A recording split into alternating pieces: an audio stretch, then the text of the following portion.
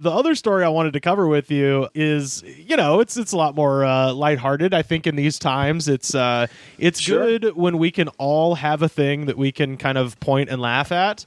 And this week, Someone's got to play that role, yeah, well, this week that role is being played by Alec Baldwin's wife. Oh man, me and Carly have loved this shit so much. Man, I particularly love this one so much. It's the best. I mean, a lot of people who are famous are big frauds and everything, but someone being caught in the act so deliciously like this by everyone. Yes. And his breathy Batman response video too. Oh wait, so did Alec Baldwin have a response? I haven't seen that. Yes, dude. Yes. Oh it's shit, so crazy. I mean, it's like everyone's just trying to remember. It's like he was good on 30 Rock. He was good on 30 Rock. But like, well, I'll tell people who maybe don't know. So Alec Baldwin's wife, who goes by the name Hilaria Baldwin, she is a 36-year-old podcaster, yoga instructor, and obviously the wife of actor Alec Baldwin, has been accused of cultural appropriation after questions were raised over her Spanish roots. oh yes. So on December 21st, Twitter user at Lenny Briscoe wrote, quote, "You have to admire Hilaria Baldwin's commitment to a decades-long grift where she impersonates a Spanish person." Her name is Hillary, by the way. Yeah, her name is Hillary Hayward-Thomas, and she comes from fucking Boston. She was born in Boston, Massachusetts, but if you look up clips of this woman, and we'll put some on our Twitter at The Good Spot so people can see it, she has been doing this fake-ass Spanish accent for years now. It is cringy. Like, and it comes and goes in the funniest way. Like it's like this point has been made, but it's true. It's like a person who goes on a mission trip to like Nicaragua and when they're 12 and they begin calling it Nicaragua. Or someone who like goes to a Mexican restaurant, orders the queso. Yes. Let me get the chips and queso. And it's like, then it's like Stuart Thompson's joke where he talks about people who snap into, let me have a quesadilla. Yeah. It's like they snap into it when they're ordering Mexican food. Yeah, but she's like Peggy Hill. Like she doesn't actually know what she's saying, because one of the funniest like twists on this whole story is she claims that the reason she's been sort of going in and out of this accent and faking is because she is a dual linguist. Like she speaks Spanish and English, and she doesn't really, it's kind of hard when you switch, which whatever. Let's pretend that makes any fucking sense at all, which it doesn't. Sure. But I'll go with the kayfabe here. The problem is actual Spanish speakers on Twitter have pointed out like she can only speak Spanish in the present tense. She's not dueling. She's not actually speaking the language well. Like she's speaking it well enough, like, but not enough to be like, I speak Spanish fluently. Like, like people who actually speak Spanish are like, nah, man, you're kind of talking weird. You're talking the way like a cab driver in Italy speaks English. Like, dude, what the best video of all of it, and me and Carly just scoured all of them because it was the best. Is she's on like Good Morning America or something, or she's on some cooking show. The cucumbers. Yeah, she's like, what is it? How do you say in America? And cucumber. And it's like, you are from Boston. Yeah, you are from fucking Boston. It's called a cucumber. It's like, it's so fucking embarrassing. It's so embarrassing. It's so great. I love it because it's like, listen, I've been to Boston. They don't particularly like vegetables, but they do have them there. Okay.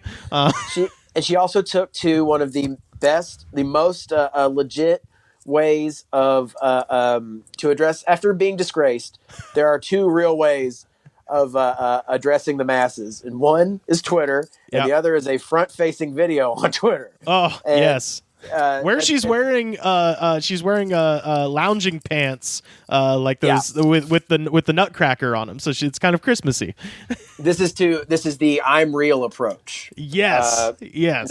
No makeup, sweats. You may as well have Ja Rule in the background. The way you look, bow your head, because she's real. And she's very real, and it's and there's no put upon accent now.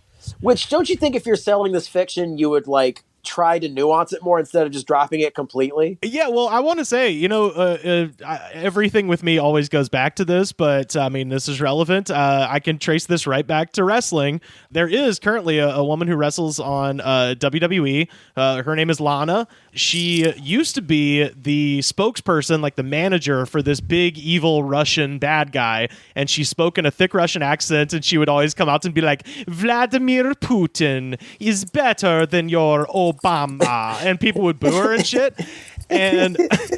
And she was great. Like, she was super hot, and she would wear these tight skirts and shit, and she was fucking awesome. Just a huge heel. Kind of like Alison Brie's character in Glow, it sounds like.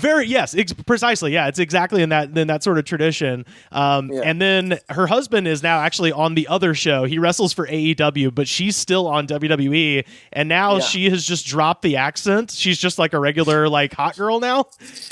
And you're like, I saw you riding a tank with a Russian flag waving behind you and shit. Like, you can't just pull it all the way back, lady. Do a little, ease us down into the normal accent. Dude, in going, well, so she had to do the front-facing video, which is very, she does a lot. I didn't know that both her and Alec Baldwin were classically trained dancers, because they dance around the issue so fucking much. Like, and because she gets into, like, and you got to understand, it's a personal attack, da da da da. And she never mentions really. And then Alec Baldwin gets on her, and he starts fucking talking. He gets in his, like, breathiest, like, like Aaron Paul, like, I take responsibility. Like, that kind of voice.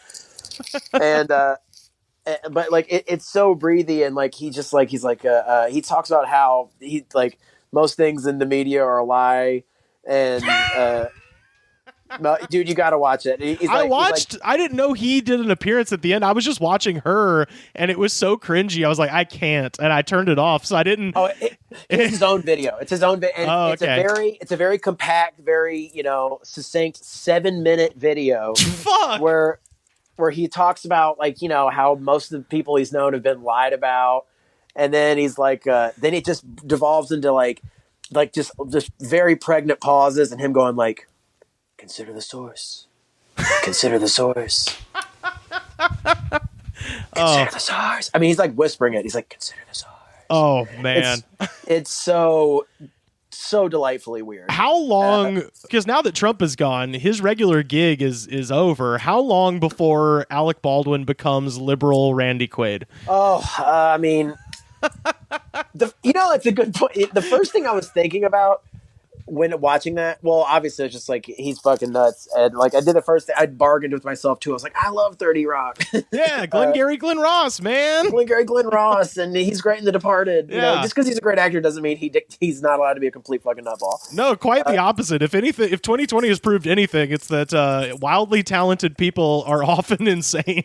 Oh, absolutely. Yeah. But yeah, like watching it, it's like, I was thinking about how when the last Trump appearance on SNL, and he was like, "You're welcome." It's like, you're welcome for 6 years of a bad Trump impression. Yeah, exactly. I just want to be a fly on the wall for like how they were going to address this. I wonder if she even admits it to him, or he accuses her of like playing up the accent too much. God, I bet he probably doesn't even notice. Because, I mean, goddamn, how old is Alec Baldwin? This woman is 2 years older than me. She is 36 years old. They have 5 children together. It's so crazy, dude. It's so crazy. Alec Baldwin is 62. Fuck yeah! So I mean, what is he gonna say? It's like, yeah, my hot young wife pretends to be Spanish. It's like, dude, you're so lucky to be 62 and have a hot young fake Spanish wife. That's awesome, bro. Yeah, this is the first time he's listened to anything she said publicly. And right? It's like, you've been doing what kind of accent? I wanted to read a couple other things that I found just researching this today. I can't believe I didn't find the damn Alec Baldwin tape, but today I found this. Speaking with Extra in 2012, Hilaria discussed how Alec popped the question. Yes. So she explained that they went to Montauk, which, for people who don't know New York, Montauk is basically the very last city on Long Island. So as far out into the Atlantic as you can go from New York City is Montauk. So they went to Montauk because, and this is her quoting, "It was as close as he could get to Spain, to my family."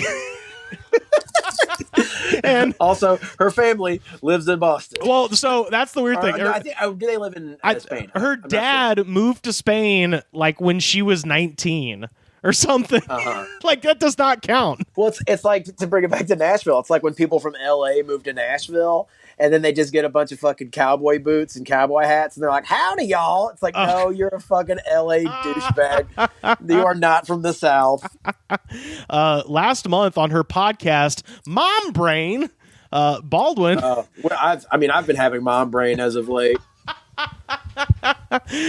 Baldwin peddled the fashion brand Zara to her listeners, proclaiming with an intermittent Spanish accent, quote, "I've loved this brand, this label, since before I was in this country."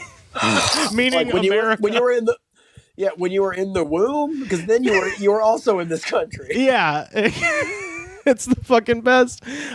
So yeah, she posted a 7-minute Instagram post on Sunday. So that's what we were just talking about, where she admitted, I was born in Boston and grew up spending time with my family between Massachusetts and Spain. It's as if when I was a kid, my parents took me to Disneyland once, and then like half the time I'd be like, "Oh, hello, how are you?" Yeah. It's like, no, I'm not from there. I vacationed there once. She says, quote, "We celebrate both cultures in our home. Alec and I are raising our children bilingual, just as I was raised. This is very important for me. I understand that my story is a little different, but it is my story, and I am very proud of it." And again, hey, it's fine. I think that's great that you would want your kids to be bilingual and teach them Spanish. That's great. Yeah, but they if the Spanish-speaking community on Twitter is to be believed, they should not be learning from you because you fucking suck at speaking Spanish. Yeah. You're presenting to them that it's all right to be a fraud. Also, this has since been removed, but her biography on the CAA, which is the big management company, her CAA website said that she was born on the Spanish island of Mallorca. So they had to reel that one back. She also claimed in a podcast interview earlier this year that she did not move to the U.S. until she was 19 to attend in university in New York.